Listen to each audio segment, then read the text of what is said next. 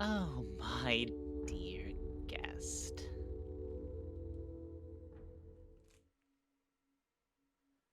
In a single motion, she turns around, and I'm first blinded by a sharp red point, only for it to be drowned out as the wall behind her falls away in an instant.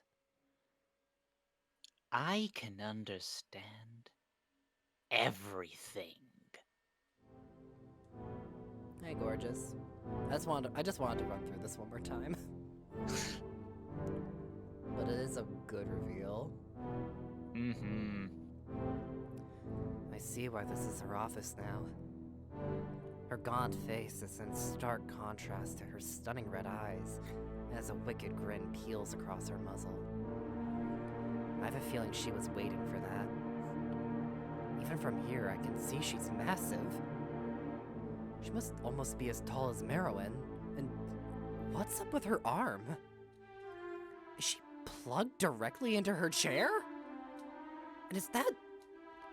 My god. A single point in a sea of darkness. An impossibility that I must stare down and take as... What am I thinking? Have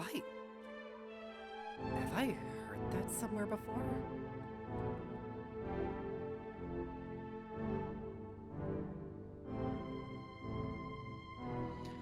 Allow me to properly introduce myself. I am Captain Behl, First Commander of the Icaroid II. Sorry. Of the Icoriod II. This name always trips me up. Director of all interplanetary relations. And, something of an accomplished pilot. But, you may call me Captain. It's a pleasure to finally meet you, Tucker. I... Uh... Thank you? It's, a pleasure to meet you, too. Her thin lips curl into a short smile, and I'm shocked to see how genuine it looks. I didn't expect her to have such a calming presence. Before we move on, I would like to state that I am sorry for Professor Seno's behavior. He might be a genius, but I had always found his better half more amenable. Better half? Does she mean Marrowyn? Probably. Might just be a translation issue. Oh, it's fine. He's helped me so far. Even if he, well, I suppose you know. Yes, I do. We don't need to ruminate on it any further. Not now. I'd actually love if we could move on to the more pertinent topic. You. Of course. What would you like to know? She strums her fingers across the desk as a red light shoots down some lights built into the cables. Tilting her head, she scrutinizes my minute form as I wait patiently as I can in this stupid chair. I've read the reports, reviewed the logs, and drawn some inferences, yet I'm still curious. What are you doing here? And I don't mean that wholly literally, nor wholly metaphorically. I'm curious what could be going on through the mind of something so far from home. Something that had everything taken from it. What I see before me now has only been explained to me through text and blurry images. And that's not nearly enough for me. I want to know what you are. I want to know everything. What do you mean? She simply grins and leans back in her chair, her one arm slowly tapping the desk impatiently. If I didn't know better, I'd think she's enjoying this. A predator before the kill. You're a fascinating thing, despite it all. First contact served with a dictionary, a guest perfectly able to live and commune with us. Is that not strange? What I said to Senno is true. I'm not one for religion. But this? It does make me think. She takes a solemn glance back at the eye as it stares down at us with uncaring solar fury. Well, your answer?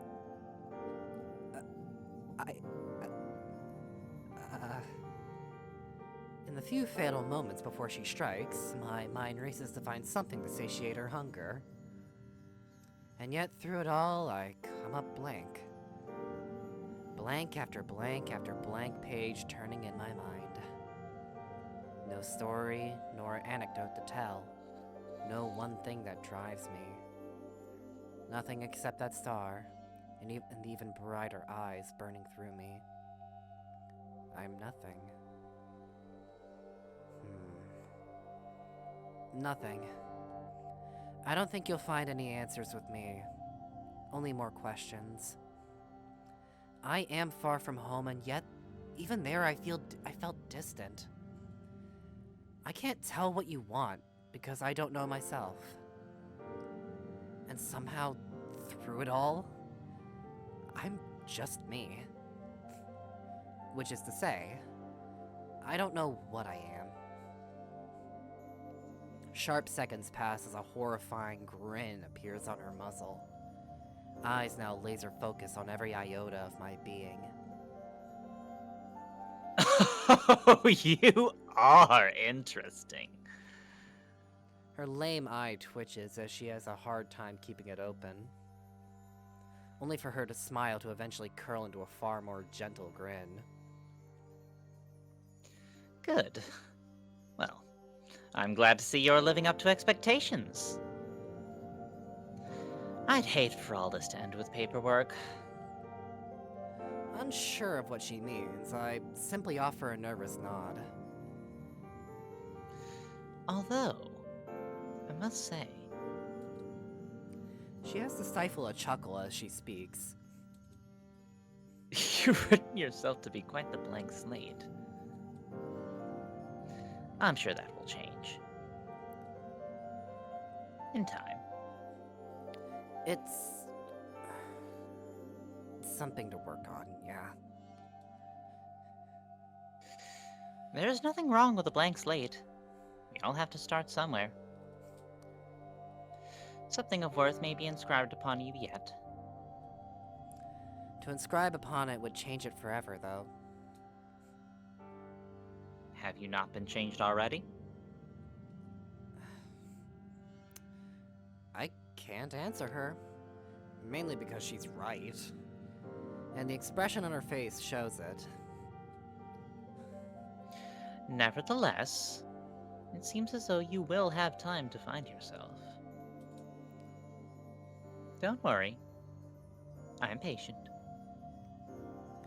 I'm not sure I believe that, but I give her a knowing nod just to be safe. By the void, this might just be worth our time. If I'd known aliens would be so amiable, I would have signed up to be an explorer, not...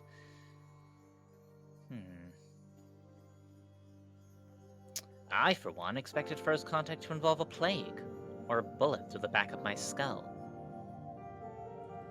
Well, I could have always... Cut off by some unseen force, she raises her hand to her chest and... What? How many goddamn monitor models are there, and why does mine suck? She must have caught me staring as the orbs fly back to her chest with a theatrical snap. You seem... interested? Those are your monitors? They're... very impressive. It's hard to even attempt to act casual about this, but I try to restrain myself knowing the environment right now. They're a bit gaudy, I know. But it's necessary with this whole... situation. She raises her shoulder, and the mess of cables sluggishly reacts, only being lifted an inch or so. They must be heavy. I imagine. Well, that's enough to sate my curiosity. Let's get down to business. Business? Yes, of course. While I would love to just chat, we need to discuss your new role as a member of our prestigious crew. I'm sorry, did I miss something? I don't believe so.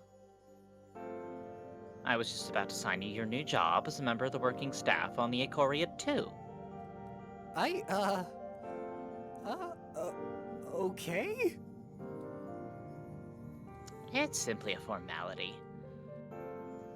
Under the working code of the station, all personnel must be assigned a job, lest they be reassigned. Oh, so what am I, being assigned? Yes, that is the question, isn't it? She reviews some things on her monitor as she mumbles to herself. A job, huh? I guess it makes sense. Kinda.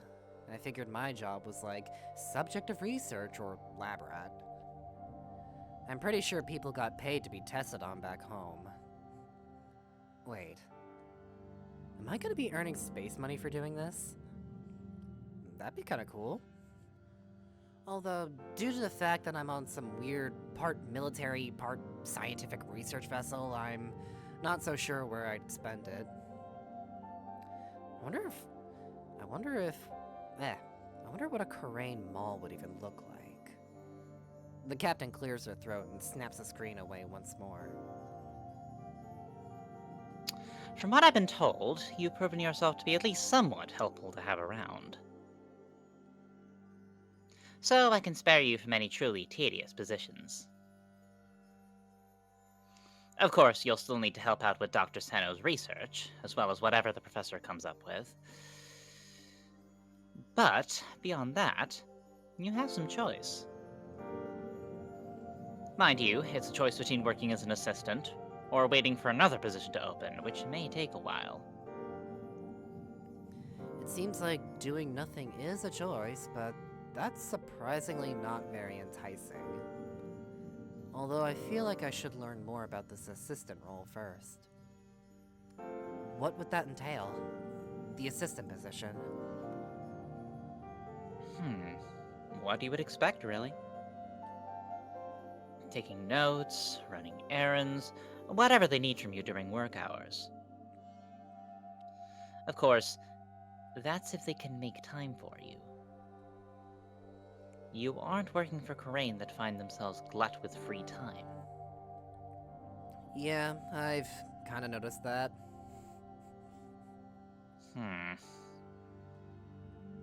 Well?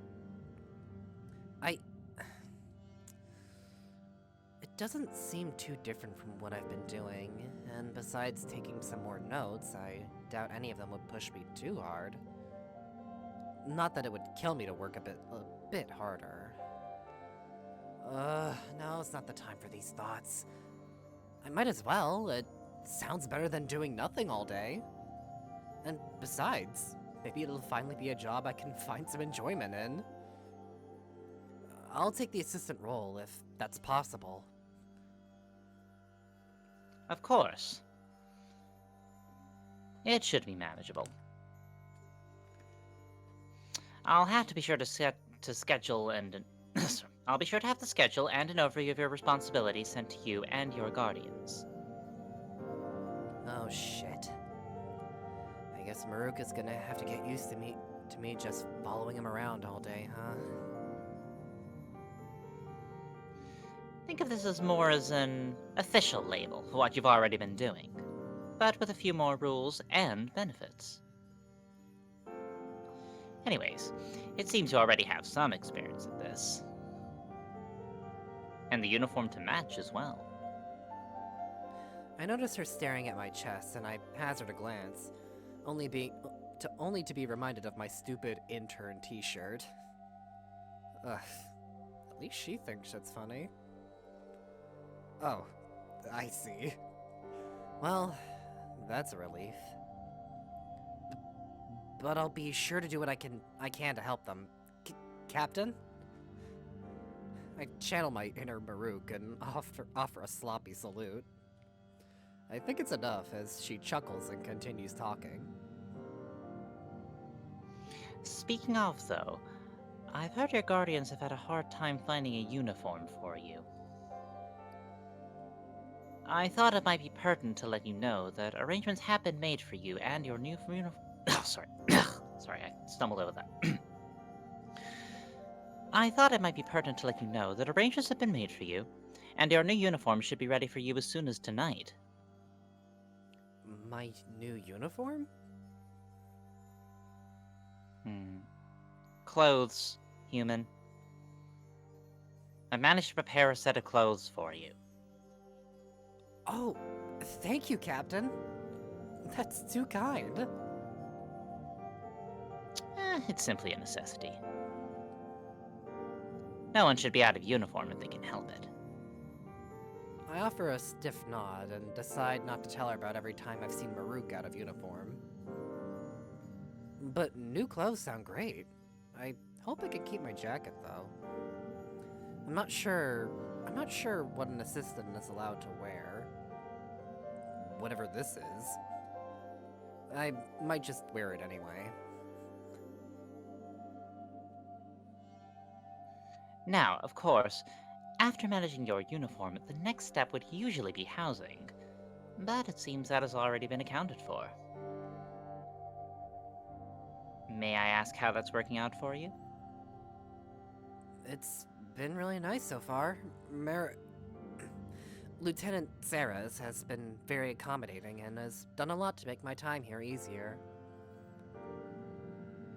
Despite himself, I bet. What? That felt pointed.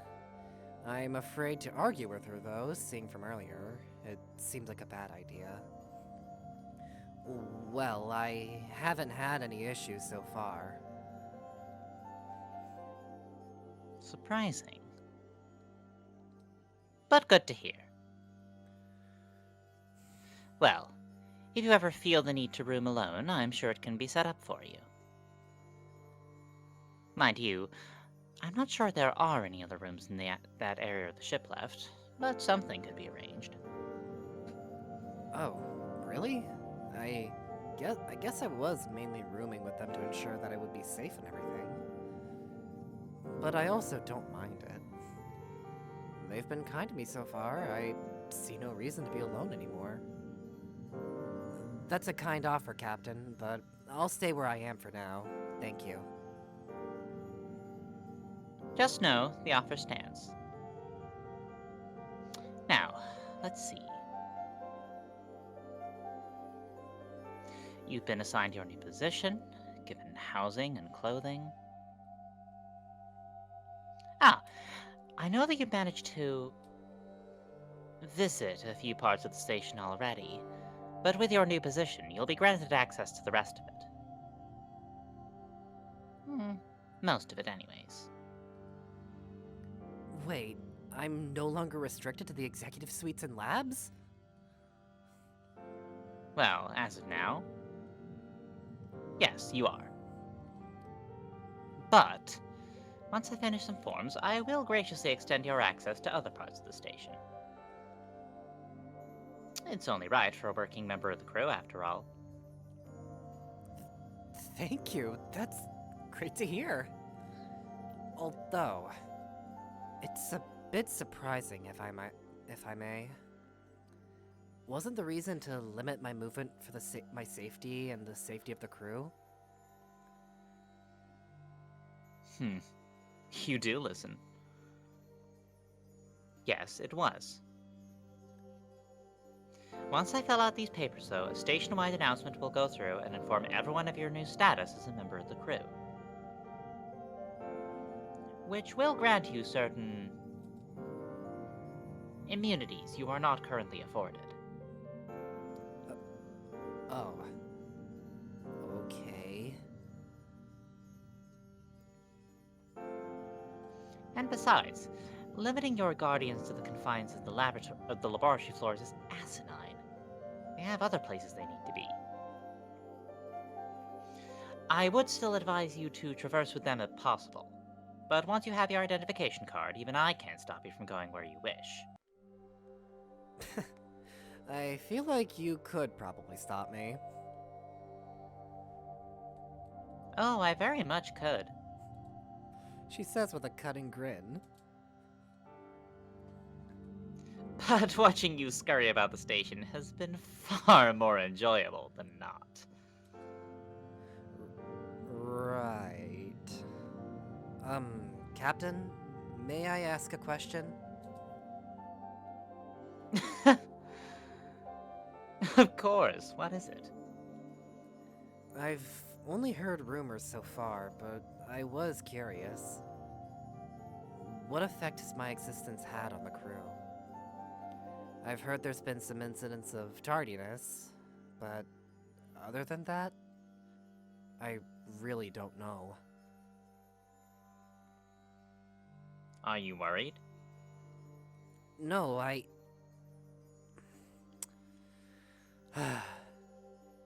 Yes, I think I am. Good. You should be. As dangerous as as dangerous as you may or may not be, I doubt any of it would protect you from a Khura'in. You don't have the... stature for it. But, as I said, after today you will be just another member of the crew. So walk with pride. Walk with some pride, if you can. Sure. I don't think I entirely understand it, but everything she's saying seems pretty much in line with what I could want. I'm getting new clothes, more access to the station, and something to do. Despite the rough start, this meeting is really working out. Is there anything I should know before you make the announcement tomorrow? Like advice or maybe some guidance? Advice? Well, you managed well enough so far without me, so you'll figure it out. I think I would prefer a manual to that kind of encouragement, but it'll have to do for now. With another slight jolt, she pulls out her monitor and eyes up some new message. Her eyes quickly scan it for its contents, and she releases a small sigh. It seems we're going to have to cut this meeting short. Time has become rather tight. I do hope that's okay. Yeah, sure, of course, Captain. Yes, Captain, will suffice. Okay. Fine, this meeting has been everything I needed it to be. Now I just need to message Marruk and I can get out of here. While we have this last moment, please, if you would. Do you mind indulging me in one last question? Quickly putting my phone away, I turn back to her. She's partially turned to the window behind her now. The star. What do you think of it? Tilting my head up to face it head-on, I stare at it, fully engrossed in its solidarity. I only had so much time to stare earlier, but now with my eyes fully set on it, it's really something. The nothingness of it all is far more pronounced than I ever would have imagined. Void doesn't do it justice. I don't think a word exists for such solitude. Even its pale color seems to bend and twist under fallible eye. It's something to behold for sure. Well? I think it's just lonely. Calling out for something or someone to hold on to. She turns her massive chair to stare at it, the cables almost becoming taut as she strains just enough to get a view. Seconds pass like marks until...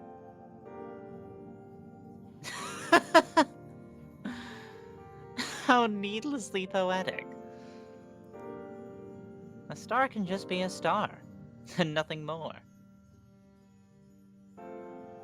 But I like it. Keep thinking. I expect another answer next time we meet. Sure. Yes, Captain. Good. May I ask one more thing before I go? Make it fast. What do you think about it? Surely it's not just some star to you.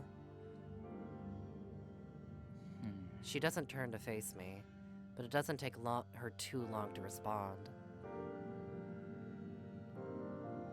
Perhaps I only wish it were.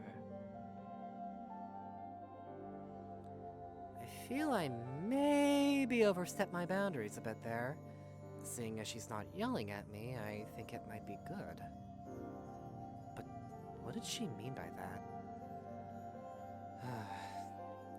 I dare not ask another question. Not today. Although... okay, I like it. Maybe think about it?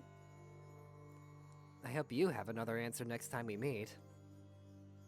A sharp red glow lights up from behind her chair as it swivels towards me. Oh fuck. Oh fuck. Oh fuck. Okay. Okay, I went too far. Good to know.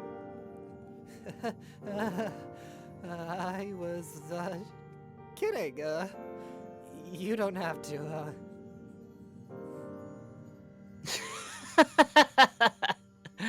You really are worth keeping around. Very well. I expect much from you. I hope you do not disappoint. I don't intend to. I don't intend to, Captain. There we go. Now, I need to go, but let me walk you out. Wait, can she get out of that thing? I was beginning to think she just lived in that chair. She raises her arm to the tangle coming out of her shoulder, and I hear the sound of gas escaping a pipe. The cords glow a bright, furious red before a scraping sound can be heard as she pulls a piece of her body and drops it with a resounding. I don't know if that translated, but you know what? Metal pipe sound effect. So much for it being fragile. Standing up now, I take in her full height, and by the eye, she is almost as tall as Marrowyn. Not to mention that piece on her hip. Wait, what? Oh, she got a gun. Interesting. I wonder why it's on the other hip where she doesn't have an arm. Like, she'd have to reach around for that. Anyway. It looks far meaner than the ones I saw being wielded by those guards. From under the desk, she pulls out a jacket that looks similar to Marruk's, if not a bit fancier. She whips it on effortlessly and starts adjusting the various straps and latches. While she gets ready, I take this time to message Marruk to come pick me up. Looking up from my phone and focusing on her shoulder, I do see that it looks like she could have an arm like Rhoun's. But unless she has an extra arm under that desk... But unless she has another... Fuck. One sec. Okay. But unless she has an extra arm under that desk too, I'm unsure as to where it would be. Noticing me staring, she pipes up. Oh, excuse me. Before reaching under the table again and pulling out what looks like a flag or bandana of some kind, and... Huh. Well, I guess that works. Please, the door? Huh? Oh, right. Heading to the doors to her office, I open them for her and we enter the lobby. She offers a single nod to the receptionist, who nods and seems to start packing up for the day as we head out.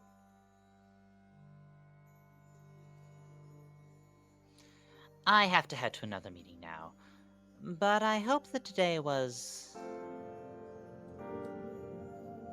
enlightening for you. It was something. Thank you, Captain. You'll be fine getting back to your room? Oh no, I'm just gonna wait here. Marruk is gonna come and pick me up. Good. I'll message you for when I'm ready to meet again, Tucker. I look forward to it.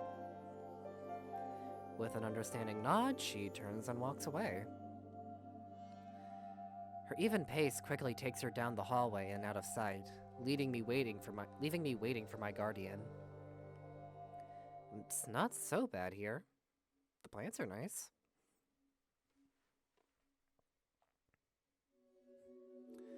Around 10 minutes or so pass before I hear another set of footsteps. I see Marruk, paws in pockets, casually headed my way. If I didn't know him better, I'd say he's almost trying to keep a low profile. Also, really You're alive? I kinda thought you weren't gonna make it. You didn't think I was gonna make it, or wish I wasn't gonna make it? Big difference. Whatever. How'd it go? The meeting? Good, I think. For me, at least. You think? Yeah, a lot happened, and I haven't had time to process all of it.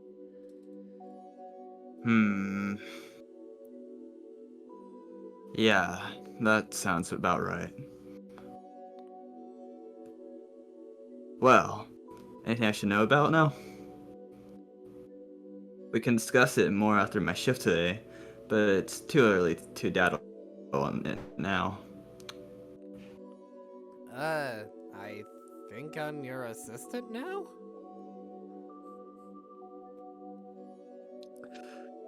Anything you need to tell me that isn't a joke? I'm serious. She said I had to be She said I had to be given a job under some rule of the station, and she said it'd be the easiest since I kind of do that already.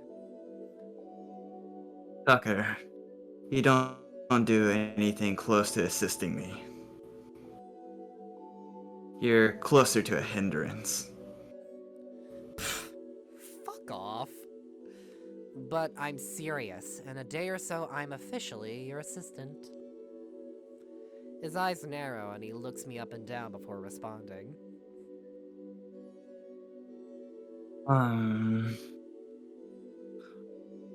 I guess I could ask for a worse assistant. But, okay. Anything else? I think I'm getting a new uniform. I'll finally have some clothes to wear around the station. Oh, good. I'll make sure you get something more appropriate. And red. I'm not getting rid of the jacket, Marruk. It's just a joke. But if you ever change your mind... I roll my eyes and he quietly chuckles to himself. Clearing his throat, he continues. So, wait, if you got a new job, does that mean you're getting a new place to stay? Can I finally have my room back? Ooh, yeah, about that. I told her I'd just stay with you, so not quite yet.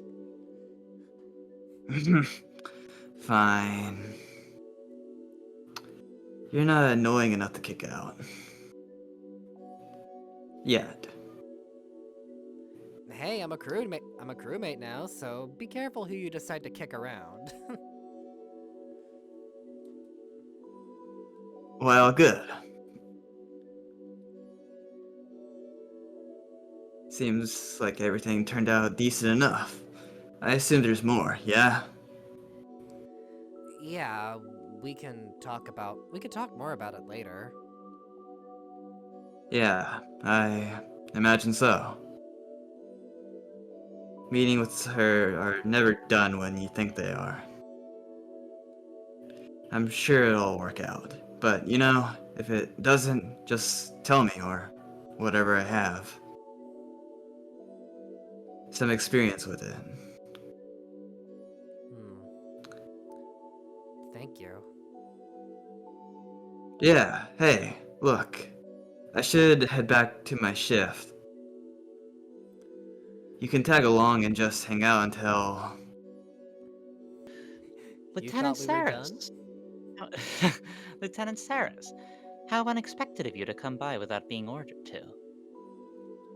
Marruk's eyes go blank as his back stiffens and he's jolted upright. I'd only come back to pick something up, but what a stroke of luck running into you. I've been meaning to message you. Your lack of reports has been so... predictably disappointing. He seems to be having a lot of trouble even turning to face her. Perhaps you could actually start filling them out on time for once? Or was your jacket a bit heavy? Could always find someone. No! I mean... no, Captain Behl. She squints her eyes as she struts over to him. Still easily towering over him, she grabs his collar and fixes it slightly. I've been patient, Saris. And I think I've been very fair. You... Is that too much for you? One report a day can't be too hard. I can only wait so long, Lieutenant. She finishes fixing his uniform and steps back, inspecting him one last time. That jacket might not be replaceable, but you? Well, I think we both know already. I want to report tonight before the 25th mark. Dismissed. Captain. She walks right past the salute and gives me a gentle nod before slipping back into her office. Marruk looks awful. His salute crumpled the moment the office door closed. He's just shaking. I don't know what to do. After a moment, he seems to find me in the corner of his eye. He recenters himself and straightens up, just enough to speak. We should go. Yeah, of course. I'm worried for him, but I'll give him a minute. I think he needs to calm down first. Taking a slightly more scenic route, I follow the suddenly very stoic security guard down the halls. They're still shockingly nice with the abundance of foliage and carpet, but then we walk past something that forces my attention. Stopping to stare, I can't help but wonder what it's for. those orbs floating? That's actually not the coolest thing I've seen today, but its novelty isn't lost on me. Marruk notices I've slowed to check it out, but he doesn't seem too interested in stopping. What is this?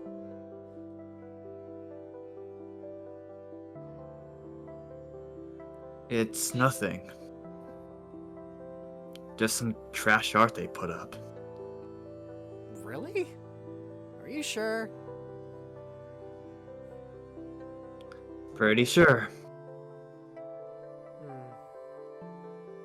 If you don't know, I can ask someone or... It's nothing! Let's go, alright? I'm sorry,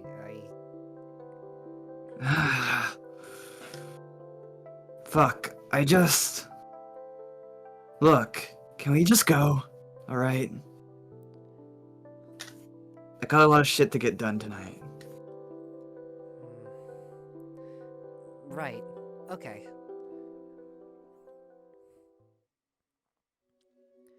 After finding a quiet corner to finish his patrol, Marruk seems to be done for the day.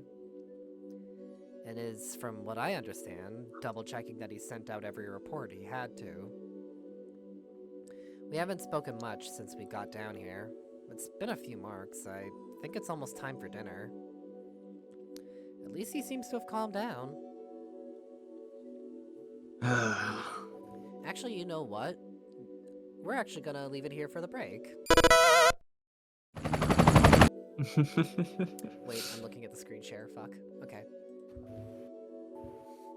Alright, let's go get this out of the way.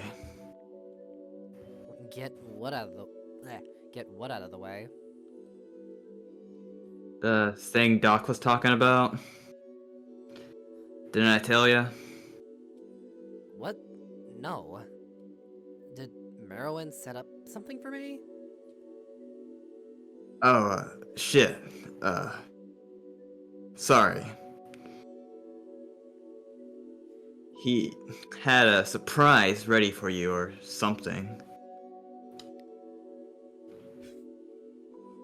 Shit, was I supposed to say that part?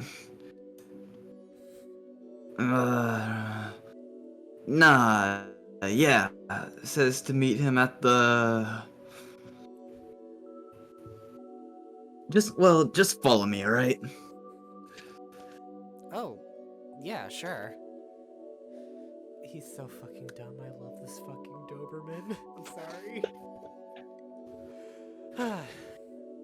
Dusting off, I get up and we head down familiar halls, round familiar corners, and end up standing in front of a familiar door.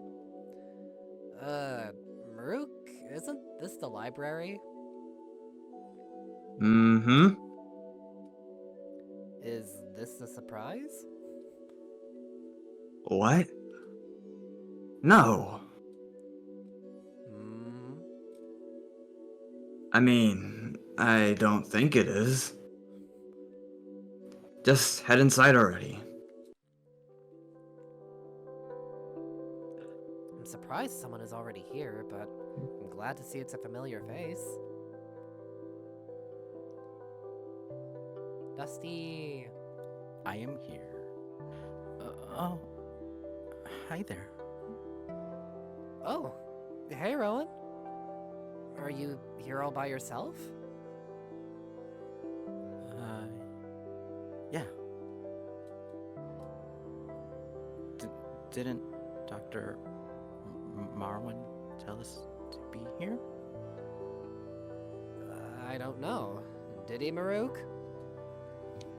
As I ask, Marruk saunters into the room and takes a seat on the couch as far from Rhoun as he can. Something like that.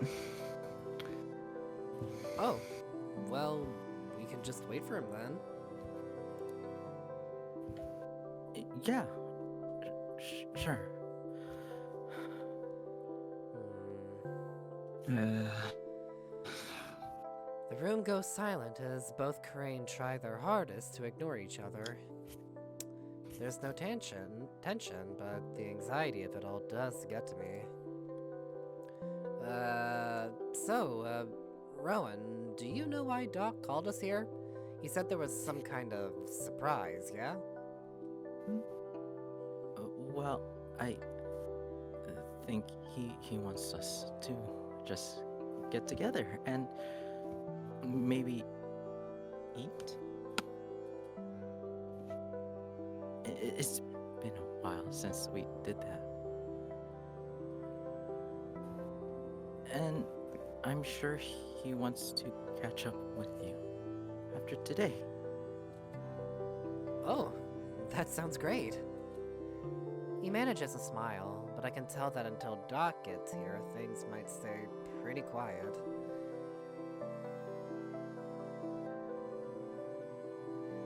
After the quietest half-mark I've ever experienced on the station, I hear the sound of dense footfalls.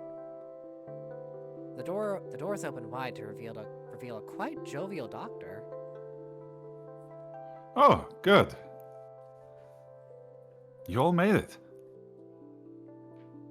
Sorry I was so late. I just had to close up some things for the night. No worries, Doc. You didn't miss much. Right. Well, surprise. I hope this isn't too much for you after today. No, I think this sounds great, Doc. There's a seat here if you want it.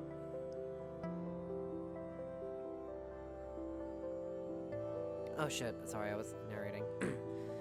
He smiles and sits next to Rhoun, who seems to have livened up more now that Doc has arrived. Once they've settled in, their eyes all eyes quickly fall on me. So, how did it go? You seem to be doing well, so I imagine it went okay.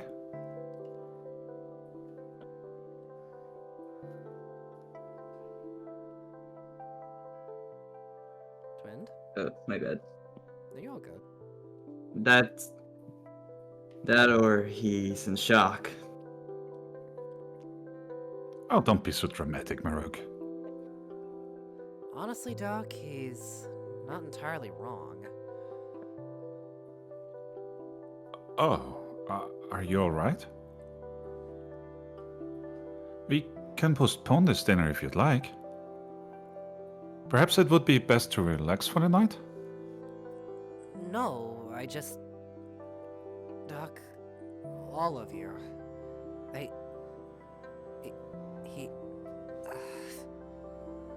He told me what he thinks happened to me. Are they that surprised? The silence can't just be shock, right? Tucker? She might seem large and intimidating, but the captain is a woman. You know that, right? What? No, Tyr! Tyr explained what may have happened to me. The professor? Wait, the professor was in your meeting? Surely you mean he was brought up, right? No, he was there in the room with me. The captain brought him in and started asking him all these questions. He seemed as confused as I was, but he couldn't tell her no. That is strange. Well, what did he say, if I can ask? Wouldn't you already know, Doc? Well, some of it, maybe. I'm not privy to everything my father does. What did he say? Huh? Tyr. what happened to you? His words almost silently leave his lips. His face shows no breach of emotion, but I feel he's worried for me. I think they all are, even if they're unwilling to show it. He says it was his fault. I knew it. Care to explain what you mean by that? What do you mean? Surely you know he's up to a whole bunch of weird stuff. And I mean, come on. Anyone with that much security clearance has something to hide. Marruk, that's highly unprofessional. Just because his work is performed behind closed doors does not make it any less legitimate. Yeah? And you'd know? Well, I do not need to be privy to it to know that it's upstanding work. Not privy? Doc, aren't you there half the time? Well, not for all of it. I can keep an eye on everything that happens there and manage my own work. Oh, can't you though? Guys, please. You know what I mean? Dr. Sinnoh? Even if I could be in multiple places at once, I wouldn't use it for such a pointless task. Pointless? Everything that happened on the station always somehow ends up being his department's fault! Guys. There's no evidence to point to that, Marruk. Must we go over this again? Yeah, we do! Saras, this is not the time. Ugh. Guys! Tucker was talking. Don't you yell at me, you! Alright, shut it, all of you! Fuck! Today's been long enough. I don't need you at each other's throats, alright?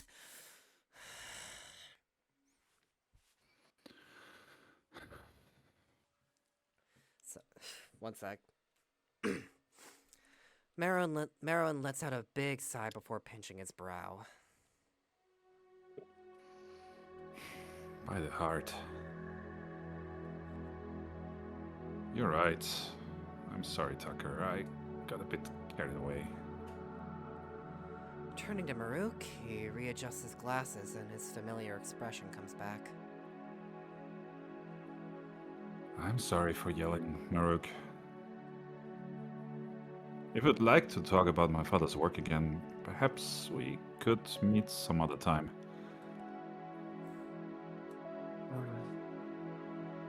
Whatever. Marruk? He manages a burning stare in my direction, but I've already seen much worse today. It's not long before he huffs and puffs and turns away.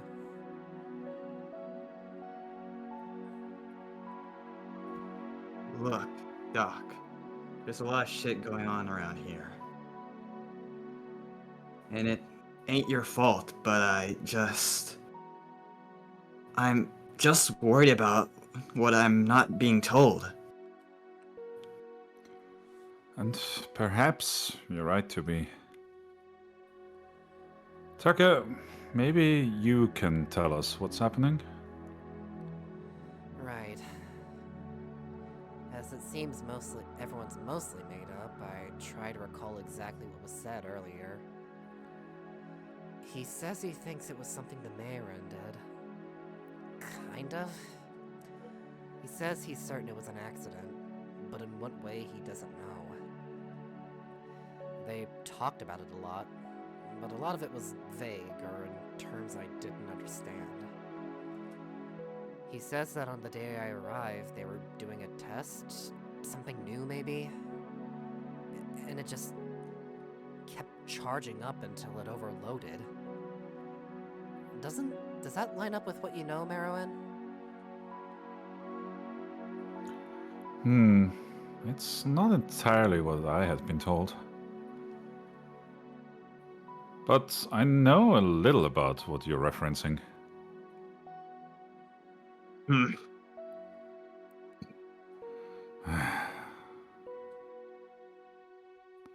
I'm telling you all I know, okay? The professor doesn't tell me much, and I wasn't there to witness it. I can't get any closer to the Marrowyn than you can. In fact, I should be the furthest from it. What is he... Oh, right. If his neural got messed up, I don't think he'd make it. But from the data I've seen and what little I've been told, something strange did happen. Okay. Mind you, hardly anything feels routine when it comes to working on that damn machine. I mean, I could have guessed that whatever was going wrong that day was your fault. Or because of you. Kinda. It makes sense, and hearing it from you confirms the suspicions I had. But, Dr. Marrowyn, sir? Yes? What is the Marrowyn? I thought it was just an engine. It is. Okay, but like, what is it really? I don't understand. The Marrowyn is an experimental engine that keeps the station powered. Yeah, but Doc, engines don't normally teleport aliens onto our laps. Or require as much energy and setup to run. I've seen the reactors back on IAO. This is much more complicated. Well, it is complicated. It's a unique piece of technology. Only Tyr knows how it really works. Well, he claims to, at least. That sounds like a fine thing to tell Tucker here. Hey, what does that... But... Tell us, Doc. What the fuck is going down there? What the fuck is down there? Look, I know I'm overstepping my bounds here, but this thing is teleporting people, shaking the whole damn station like it's nothing. Don't make me give the security spiel again. You know what I want. You know I want to keep everyone safe. I can't fucking do that with a ticking time bomb in the basement. Marruk. It's not that simple. Then explain it. How can it be that hard? Because we don't know.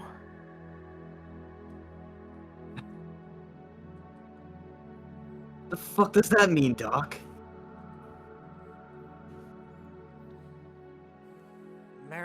Marrowyn takes a moment to rub his face as he drags on his excessive fur. He centers himself and puts on a surprisingly stoic face. We don't know, Marruk.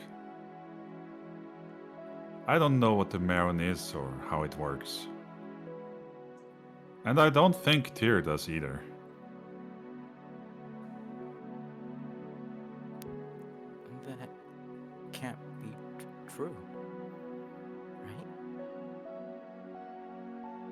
I heard he made it.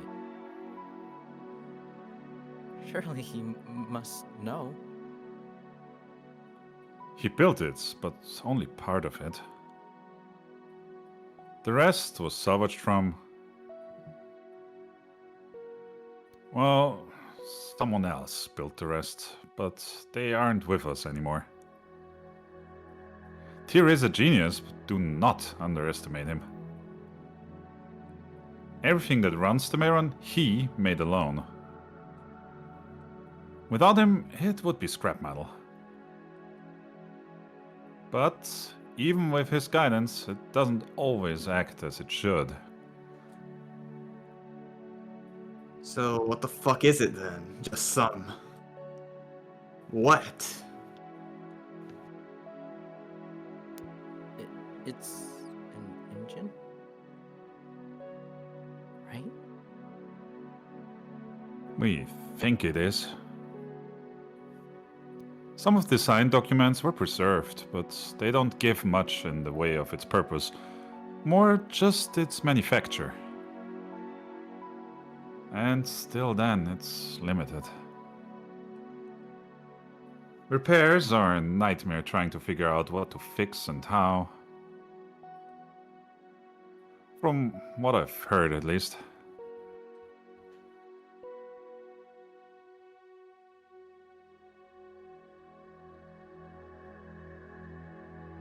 Yeah. Hang on. My audio interface is dying a little bit. I gotta restart it for a second. Yeah, you're all good. Take your time.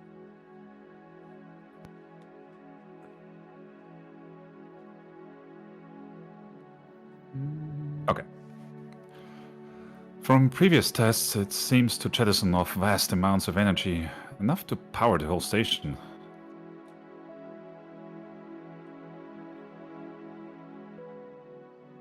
And the gravity? Is that it too?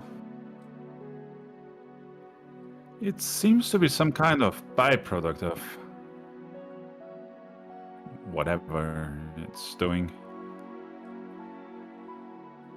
Well, perhaps that's the main function and the energy is the byproduct.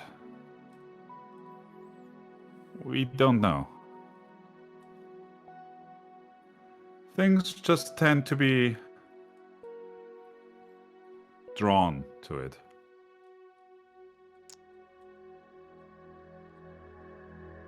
Hey, Doc. Yes, Marruk? That's really fucked up. It is not the best situation, no. But without it, this station wouldn't function. So... everyone seems to be trying to comprehend what Marrow just said. I think I barely grasped the surface myself.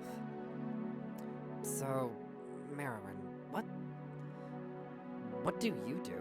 I get that you help Tyr out with numbers and code, but is that it? I do. I've told you the extent of my assistance to the professor. Don't you trust me? I can feel my heart dip in my chest as he utters those words. I've struck a cruel blow, one I quickly try to ameliorate. Is that how you say that? Ameliorate? No idea. Never seen that before. I've never seen that either, but you know what? Tucker's an English major, so... Okay, fair enough. I do. I'm sorry. I just don't understand. This is all so much. And I just can't wrap my mind around all of it. Okay. I help him run diagnostics on some of the readings from the Marrowyn and its tests.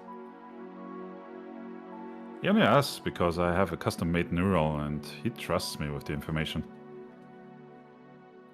Everything else I know, he's just told me. Or I've heard him complain about it behind closed doors.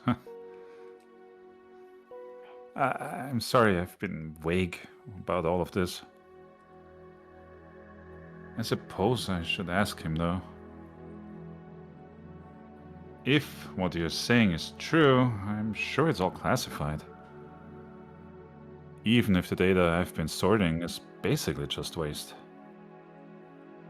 I'm sorry, Marrowyn.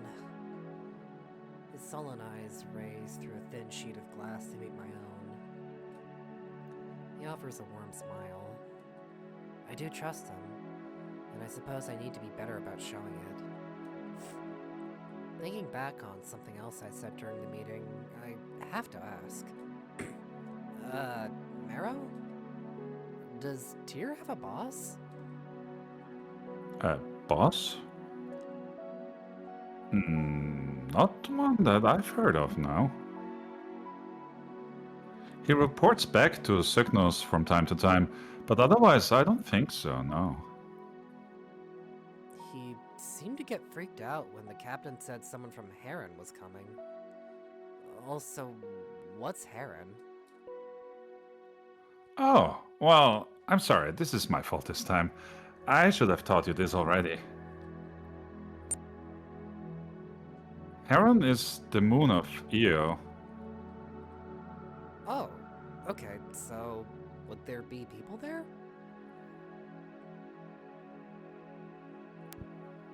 Doc, isn't there a research base there? There is one, yes, but I don't know if anyone who's from there. But I don't know of anyone who's from there specifically. Perhaps they're just sending a team to check in on everything or assist with repairs.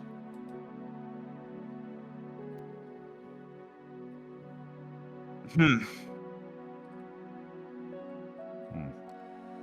The room has gone silent while neurons and neurals were.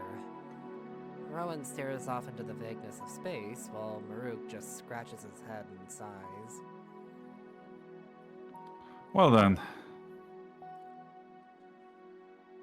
I think that was quite enough excitement for one day. We should reconvene again at some point, but I think that's enough for the night. At least for me. Yeah, no. I'm gonna have to think about all that for a while. That's, not what I was expecting to hear over dinner. I'm sorry that it may have gotten confusing. If you ever need to talk, Marruk, you can always just... I know. I know. Listen, Doc, I won't lie. I ain't happy hearing that you knew some of this stuff and didn't tell me. Or us, beforehand. I know you aren't supposed to, and I know you probably shouldn't have even told us now. But it's still a lot to take in. And I know it ain't much, but even I can tell there's more. Marruk, Doc, I just don't know, okay?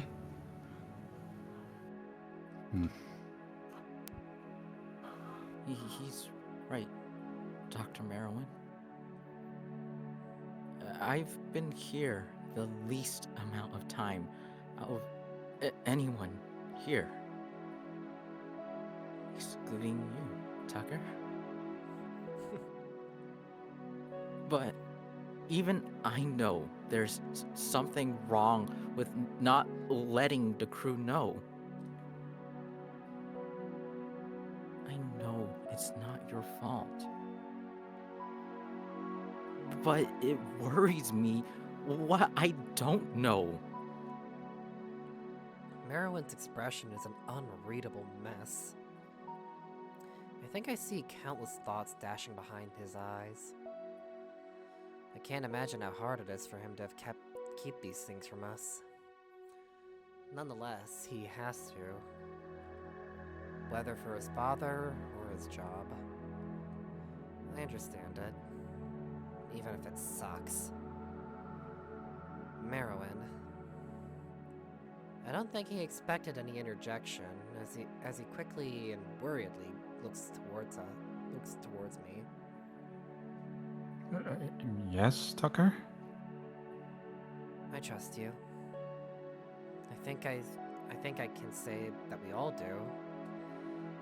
Marruk and Rhoun offer a non-committal grunt and a few short head nods respectively. We're just nervous. This thing, it's... everything is so... You're right. It's late and we don't have to do this right now. Let's just take a break and get back to this some other time. I don't think anything is gonna happen soon, especially since Tyr might have damaged the Marrowyn again. Or it did it by itself. Marrowyn sighs. Rubbing his face, he tries to put on a brave expression. Tries and fails, but nonetheless, there's still a smiling Karain standing before us. Yes, you're right. All of you. We don't have to worry about all of this now. I will figure out when we can meet again, but for now, we really should go to bed. I think we all have work tomorrow, and that includes you too, Tucker. Alright, let's go. Marruk and Rhoun get up at their own paces and follow us back to the executive suites. Arriving at Marruk's door, he slinks inside before I head in. Taking a moment, I wave goodnight to Rhoun and Doc before heading in myself. Not seeing Marruk, I assume he's just cleaning up and think about doing the same. Stripping off, I throw myself into bed and just lay face first on the pillow. Damn, that dinner turned into a shouting match way faster than I was expecting. Actually, I didn't expect that at all. I hope the others are okay. I'm sure Marruk is fine. He was doing most of the shouting at least. But I can't say I blame him. For once. The fact that he didn't know some of that as head of security seems really strange to me. I hope he's not too frustrated. It's not his fault that he's being kept in the dark. But it does feel like... Wait, shit. You alive in there? Turning my head, I stare at him with my available eye as he leans over me.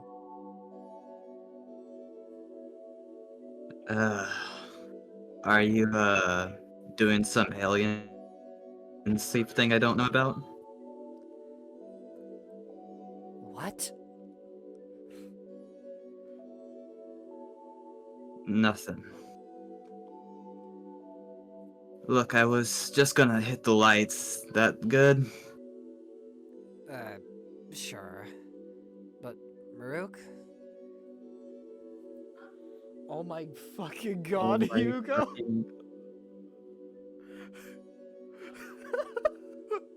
It's amazing. I have to highlight this on stream. One sec. That's not letting me favorite. Fuck. One sec, let me hide. Yeah! Look at them! VOTP we didn't know we needed until now. They Fucking they amazing. scream at each other in the library and then they passionately make out. Bah. Run in the gun. Oh my. Dusty Snow. Oh my god. Actually, honestly, one sec. Let me test something. Oh yeah, no, that's I should have the game up still. There we go. But that is amazing, Hugo. Thank you very, very much for that. Yeah, of course. Okay. With that back at wait, is there a little Okay, no, I'm getting distracted now. I'll look at that later. Okay, back to this. Oh god, wait. God, technical issues. Okay. Properly back into it. There we go.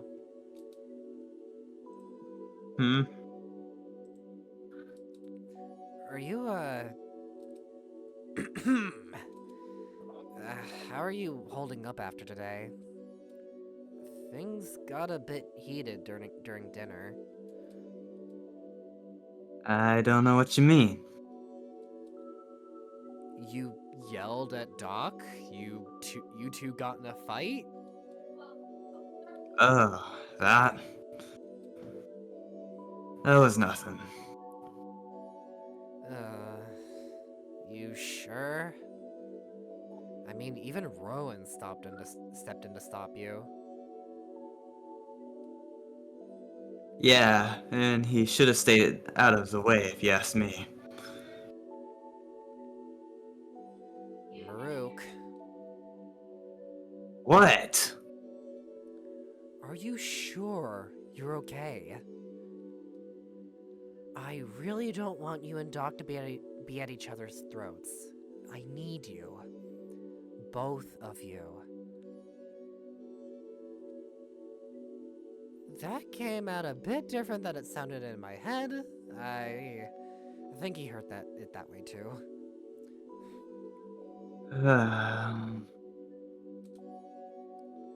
Pushing off from the canopy of my bed, he starts sitting down next to me.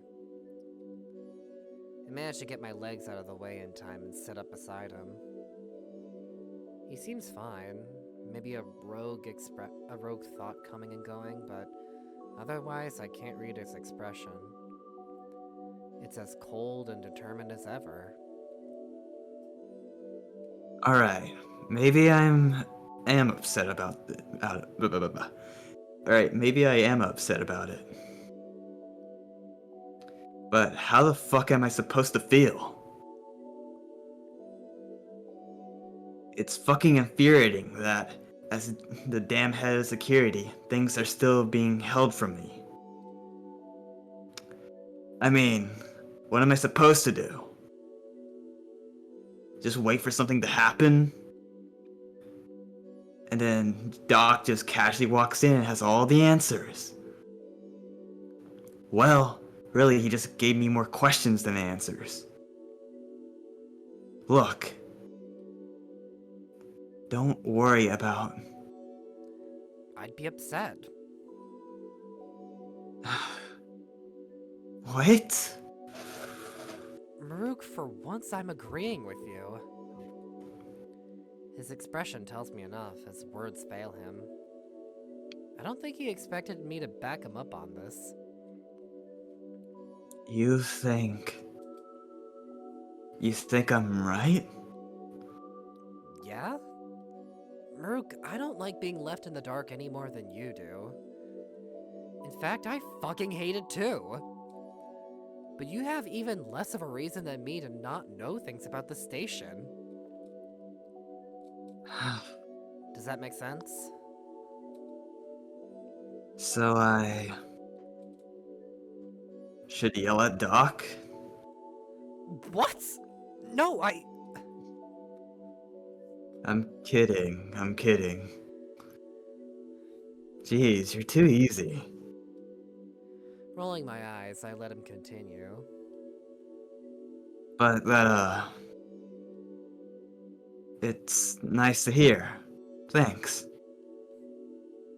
I don't know, it's like I can just go to the captain and ask. I doubt she obliged me much. Yeah, I saw that earlier. That was rough. Does that normally happen? I don't want to talk about that, Tucker. Oh, sorry. Hmm. He turns away and rolls back in the bed, expertly catching himself before hitting the wall. I can see he's closed his eyes and is just taking measured breaths. Attempting to join him, I not so graciously lie down a careful distance away on the other edge.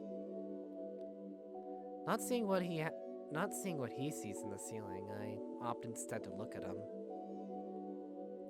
Even while lounging, he looks ready to jump up at any moment, his muscles tense under his short fur. After some silent moments pass, he probably realizes it's late and he should sleep in his own bed. Alright. Alright? Yep. It's fine. I'll be fine. I don't really understand whatever the fuck I learned today, but I'll figure out what to do with it some other time. If I need info, I can just hound Doc for it. You're kidding, right? And if I'm not, You suck and your jokes suck. I'm great and my jokes are better. But you? You're not that bad, kid. Yeah? Oh, don't fucking look at me like that. That's it. I'm turning on the lights off. No, come back and tell me how great I am. Don't you just want to keep going with your bad jokes? I could kick your ass outside and you could sleep in the hallway. I think that'd be really funny. It'd be even funnier when I go tell Doc and watch him lecture you for a mark or so. Alright, I take it back. You're the worst damn thing on the station. Still not worse than your jokes. Go to bed, damn it. Good night, Marruk. Hmm. There's a mumble that might be a good night. Maybe I'll ask him about it in the morning. Looking towards his bed for a bit, I check for a glow. I don't know if that ands is supposed to be there. I check for glows or telltale signs that he's still awake. It seems as though he's finally out.